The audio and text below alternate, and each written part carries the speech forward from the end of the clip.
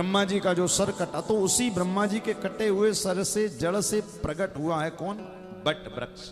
जो बट का वृक्ष है ना, बरगद, वो कहते हैं जड़ में ब्रह्मा जी रहते हैं, उसकी जो छाल है उसमें भगवान नारायण रहते हैं, और उसकी जो टहनियां वो जो फैली रहती है उसमें साक्षात देवादिदेव महादेव रहते हैं। ब्रह्मा विष्णु महेश तीनों का रूप है वो वट, इसी कारण उसको अक्षय वट कहा जाता है। उस वट को अमरता का वरदान है। आज भी गया जी की भूमि पर वो अक्षय वट है, जिस वट की साक्षी में मां जानकी ने राजा दशरथ को पिंड का भाग दिया था और उसको अक्षय बना दिया। तो गया जी की भूमि पर 5 जगहों पर मुख्य होता है: फल्गु, विष्णुपद, जानकी कुंड, अक्षय वट, और एक और जगह का नाम है प्रेत शिला। जैसे यहाँ कपाल मोचन है, बद्रीनाथ में ब्रह्म कपाली घाट है, इसी प्रकार गया जी की भूमि पर एक स्थान है प्रेत शिला। जो लोग गया जी गए होंगे उन्होंने देखा होगा आज भी प्रेत शिला में सत्तू उड़ाया जाता है, और उसको उड़ाओ तो कहते हैं आज भी वो पितृ लोग अपना भाग लेने के लिए आते हैं। देखिए शिव महापुराण में कथा आती है, शिव पुराण के महात्म्य में एक कथा आती है एक चंचुला की।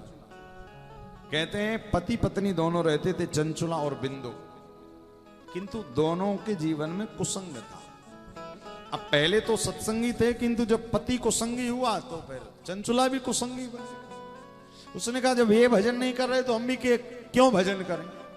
तो यहां पर लिखा है कि जब उस बिंदु की मृत्यु हुई तो कहते हैं जब व्यक्ति अधोगति में मरता है ना, तो उसकी शायद शास्त्रों में लिखा है कि मुक्ति कभी नहीं होती। अधोगति में मरने वाला मतलब लिखा हुआ है मृत्ये भरतरी तस्मिन वही दुराचारेत बिंदु गई। जो बिंदु था ना व्यक्ति, आजकल क्या करते हैं लोग, बोले 13 दिन का कार्यक्रम करके और कहते हैं महाराज ये सीधे गोलोक वैकुंठ चले गए। नहीं, यदि आपके जीवन में सत्संग नहीं है, कथा कीर्तन जीवन भर नहीं है, आप सोचे कि हम जीवन भर स्वेच्छाचारी बनकर व्यवहार करें और मरने के बाद हमारा बेटा सारे काम कर देगा और हमारी मुक्ति हो जाएगी, बिल्कुल नहीं होने वाली।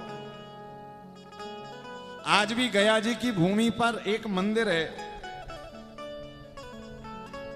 जनार्दन भगवान का, नारायण भगवान का, जहां पर व्यक्ति अपना स्वापिंड करने आते, जीते जी।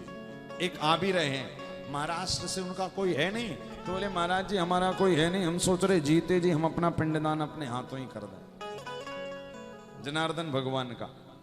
तो यहां पर लिखा हुआ है कि जो बिंदुक था वो मरा। कैसे मरा? बोले जल में डूब कर मरा। और जब कोई व्यक्ति जल में डूब कर मरे, एक्सीडेंट में मरे, सर्प के काटने से मरे, और जब कोई आत्महत्या करे, सुसाइड करे, तो ये तो भैया समझ जाओ पक्का है कि प्रेत ही बनेंगे। ऐसे अधोगति में गए हुए जीवों का कल्याण भी यदि कोई करती है तो शिव महापुराण की कथा करती है। कहते हैं कि जब बिंदु ऐसे मरा ना, तो चंचुला ने कहा क्या करूं, पति है नहीं, तो चली गई। लिखा हुआ है कि देव योग प्रकट हुआ उसके जीवन में, और देव योग से वो गोकर्ण तीर्थ पहुंच गई। कहते हैं जब गोकर्ण तीर्थ पहुंची तो उसने कहा चलो कोई पुण्य आज तक किया नहीं, कुछ पुण्य कर लेती हूं। क्या करूं? एक शिवालय में भगवान शिव की शिव महापुराण की कथा चल रही, बैठ गई। जाकर बैठी तो पंडित जी कथा सुना रहे थे। उसने कहा हाँ बताओ, इतनी सुंदर कथा। अच्छा देखिए, भगवान की कथा की महिमा ऐसी है कि ये पापियों को भी अच्छी लगती है। पता आपको? कथा तो कथा है भैया, कथा कोई भी सुनेगा। कथा यदि कोई पापी व्यक्ति भी सुनेगा ना, तो वो भी कहेगा महाराज आनंद आ गया। अरे पुण्य करने वाला तो सुने, किंतु तो आज जब चंचुला ने शिव पुराण की कथा शिवालय में बाहर बैठकर सुनी तो कह रही हाँ बताओ, इतने दिन से मैं कहां भटक रही थी महादेव से दूर। जब उसने 7 दिन की शिव पुराण की कथा सुनी, उसने कहा नहीं, अब तो मैं दोबारा अपने जीवन का सब कुछ मिटाकर दान करके इन पंडित जी से दोबारा मैं स्वयं जजमान बनकर कथा सुन। क्या कहते हैं? बैठ गई, भगवान शिव की मस्ती उसको चढ़ गई। कृष्णात्वा तीर्थ जले नित्यम जटावल कलधारिणी भस्मोदलित सर्वांगी रुद्राक्ष कृत भूषणा शिव नाम जपा सकता वाग्यतामित भोजना गुरुपदिष्ट मार्गेण सा शिवं समातोषयता। क्या लिखा है?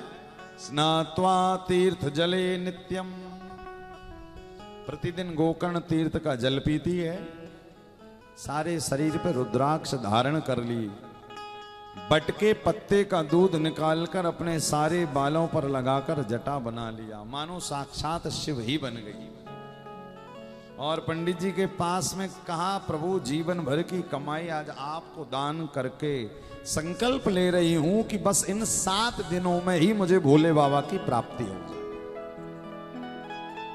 कितना विशाल संकल्प लिया उस चंचुला ने। बैठ गई और बैठकर कहती, अब हमें शिव पुराण की कथा सुनाइए। एक नाम उसने अपनी जिह्वा पर धारण कर लिया, शिव नाम जपा सकता। शिव नाम जप शुरू हो गया।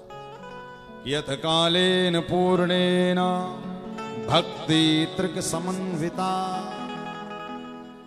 कहते हैं, देखिए 3 चीजें बहुत जरूरी हैं एक शिव भक्त के लिए, रुद्राक्ष, गंगा जल और घर पे भस्मी।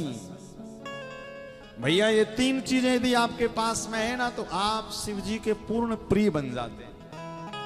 इसी कारण आपने देखा ना, जो शिव जी के प्रिय होते हैं वो मस्तक पर भस्मी का त्रिपुंड लगाते हैं, क्या गले में रुद्राक्ष धारण करते हैं, और फिर उसके बाद महादेव का अर्चन करने के लिए बैठते हैं। आज वो बैठी बैठी कथा सुन रही थी। जब 7 दिन की कथा हुई, मेरे महादेव की अत्यंत कृपा हो गई। नीलगिरीवम पंचवक्त्रम त्रयंबकम चंद्रशेखरम।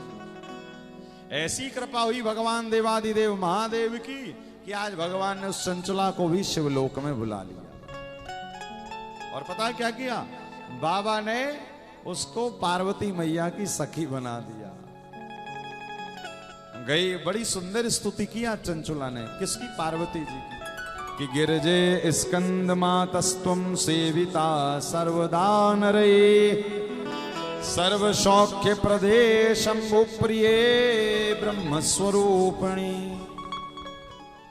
हे मां, आप तो जगतजननी जगदीश्वरी जगदम्बिका हैं, आप आदि शक्ति हैं, आप शिवजी की प्रिया हैं। हे मां, मैं आपकी तो सखी बन गई हूं मां, किंतु आज भी विंध्याचल के पर्वतों पर मेरा पति प्रेत बनकर भटक रहा है। क्या? देखिए, जिसने कथा सुनी ना, उसको तो शिवजी मिल गए, किंतु जिसने जीवन भर कुसंग किया, पाप किया, मरने के बाद क्या बना हुआ है? प्रेत बना हुआ।